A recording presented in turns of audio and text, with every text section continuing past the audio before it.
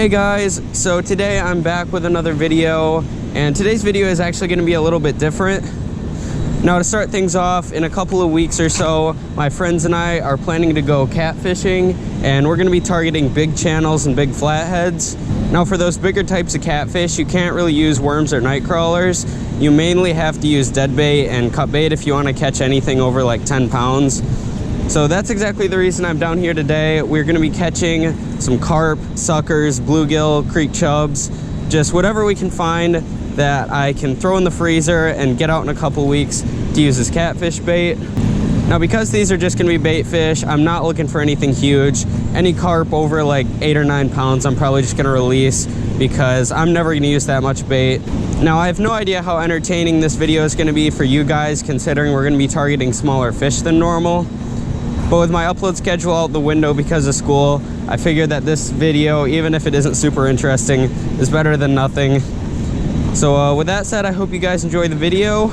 And from the looks of it, I've only got a couple hours to fish, so I better get started. Alright guys, so I brought some of my smaller river combos down. Like I said, not targeting anything big today.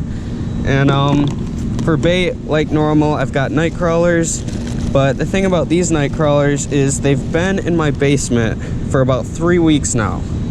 Haven't checked them, so I have no idea how they're gonna look or what kind of shape they're gonna be in. To be honest, they're probably all gonna be dead, but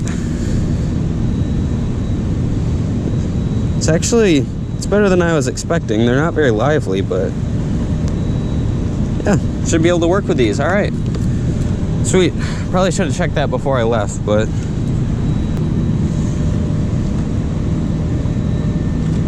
right, there we go. Hook's all baited up, and I'm pretty sure I used about half my worms to do that. The red worms I chose were not very big, so yeah, we're gonna set this down for now.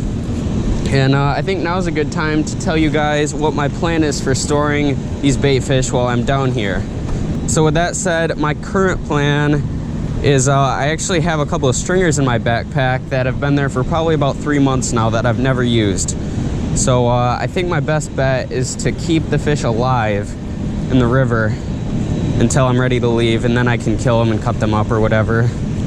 But yeah, I think that's the plan so far, at least.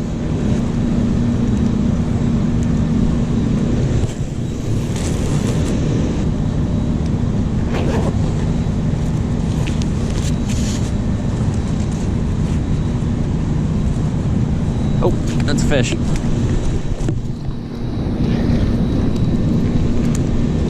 Yep, that might be a bigger fish.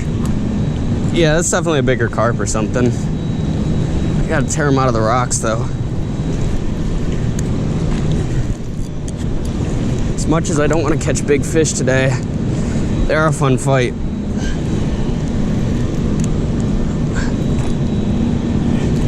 He's getting up in the rocks. Didn't even have my DSLR set up yet. I was setting it up when he bit.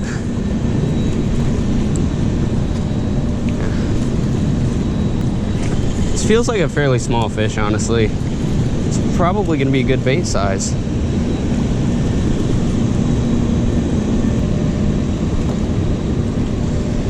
Yep, it's a smaller one, perfect.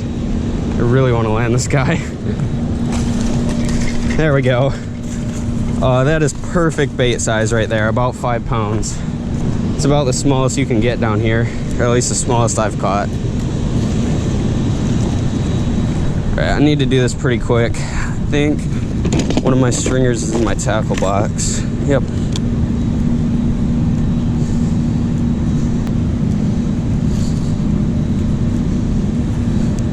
I've literally never used a stringer before. I pretty much never keep fish, so it's kind of a new experience for me.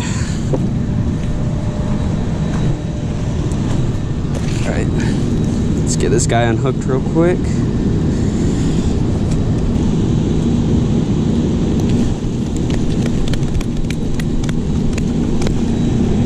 Jeez. Now I believe you go through their gill and out their mouth. Maybe it's the other way around. I'm really not sure.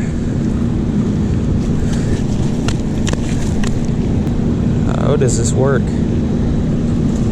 Oh, I think I got it.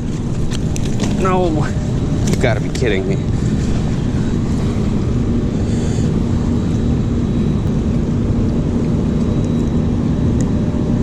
There we go.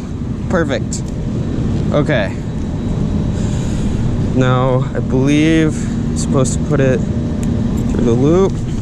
Yep, there we go. Okay. I just gotta get this guy in the river and tie it to something. Okay. There we go.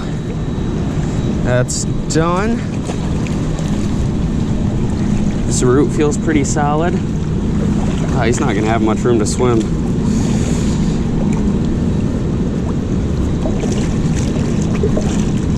Stop thrashing around, buddy.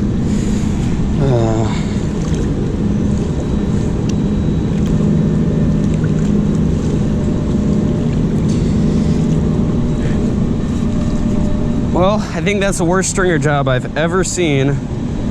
Fish is in the river, and this is tied to the bank, so I would say it'll work for now. So now that we got the carp on the stringer over there, I'm gonna target something a little bit different. Like I said, I want a variety of baits, and 5 pounds of carp will be plenty. So right now I've got a jig head with a worm on it and a couple of split shot above it. And I've noticed that a lot of creek chubs tend to hang out right here in this bit of slack water by the bank. So we're gonna drop this down, see if we can get a couple of creek chubs. And I've got a perfect size stringer for creek chubs and bluegills. So see if we can get a few fish.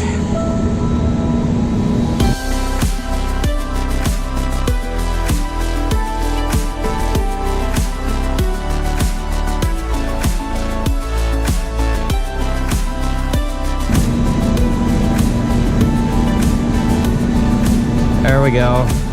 Got a little tiny creek chub. Would be perfect size for a smaller channel cat.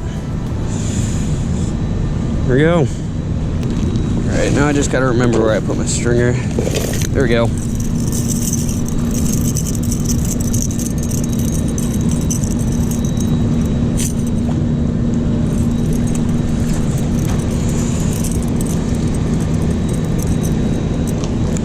Stringer is way too big for this little dude. It's all good though. Should keep him alive for a few minutes at least. And there we go. Got that fish in the river. He's laying right next to his big carp friend over here.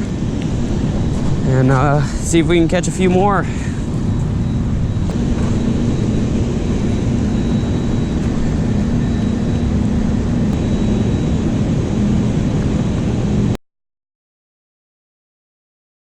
Alright guys, just reeled in the rod. We have pretty much no bait left, and it's almost time for me to leave anyway. So we're gonna go over here, get our fish off the stringers. And from the looks of it, our carp is still alive, which is actually pretty surprising.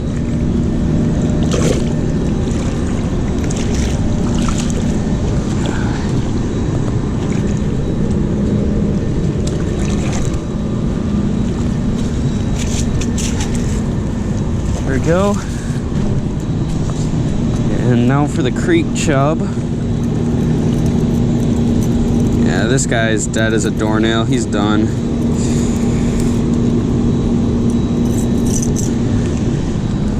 Alright guys, so now we are here with our 2 fish.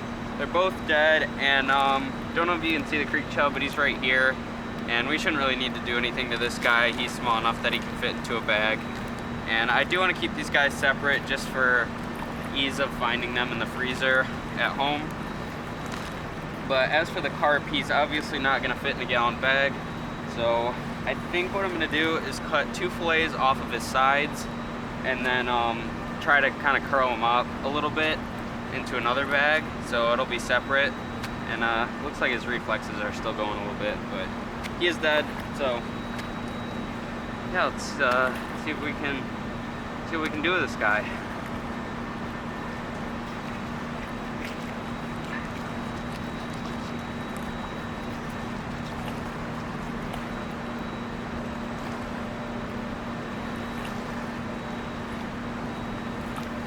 Now, as you guys can probably tell, I never fillet fish. I literally have no idea what I'm doing.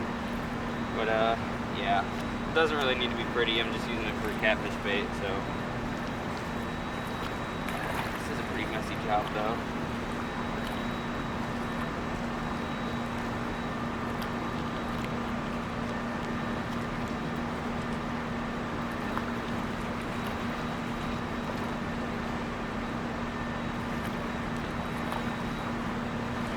One piece. I'm gonna try to cut this into multiple little fillets here.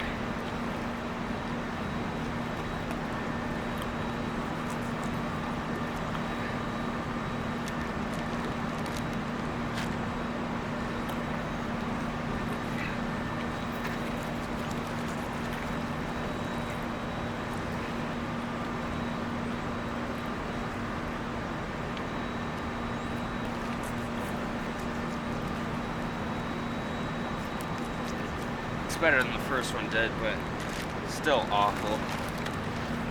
Alright, now I think I'm gonna have to cut this thing in half because there's still no way I'm fitting it in one bag, so.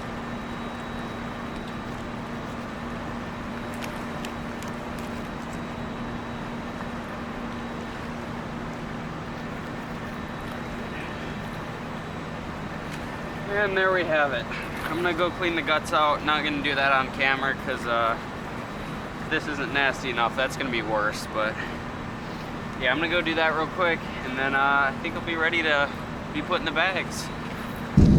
All right, there we go. I think that's as good as I'm gonna get it. He's pretty empty. That's a bag with a creek chub. Right.